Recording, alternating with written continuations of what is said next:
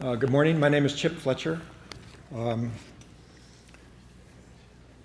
are so many different things to worry about with climate change. We have heat waves growing around the world.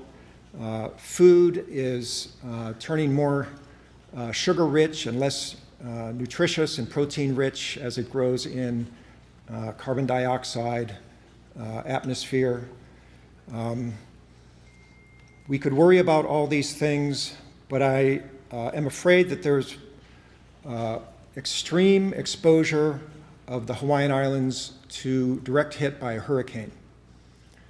In 2015, there were 15 tropical cyclones in the central North Pacific. The previous record was 11, and in a typical year, there may be 3 or 4. 2015 was the onset year for an El Nino.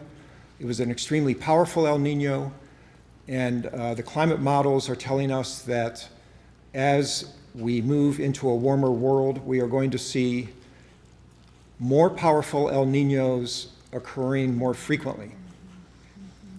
And in the Atlantic, they tend to have strong hurricane years in non-El Nino years. Right? El Nino is a Pacific phenomenon, and the Atlantic responds in between El Nino years with large numbers of hurricanes. And I'm sure you're all watching Puerto Rico and what they're going through. This morning, it turns out that leptospirosis has leaked into their water system. And now we're starting to see fatalities in Puerto Rico from that bacteria. Puerto Rico is right next to the mainland. We are far away from the mainland. And we must not become complacent thinking that we can handle a direct hit by a hurricane. Look at all the power lines that are still strung between power poles throughout the Hawaiian Islands. I remember after Hurricane Iniki hit, there was a big discussion about undergrounding our power lines, and we've moved nowhere on that. We can't underground our power lines in low-lying coastal areas because we know groundwater inundation will flood them. So we need to vault our power lines on the ground, not underground, in areas near the shoreline. We often hear about water main breaks in Hawaii, and our underground infrastructure with regard to delivering fresh water is perforated in many areas because it's old.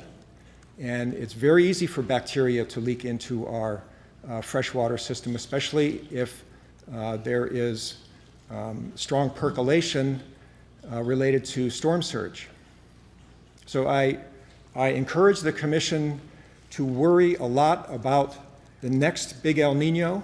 It will happen. It's some years in the future. And should we take a direct hit from a hurricane, I don't see that we have improved our capacity to handle that any better than we did in 1992 when Hurricane Iniki hit us. I don't know what we've done to prepare for that eventuality. So I'll end with that, but I hope that the Commission will consider our exposure and vulnerability to a direct hit from a hurricane as an important work item. Thank you.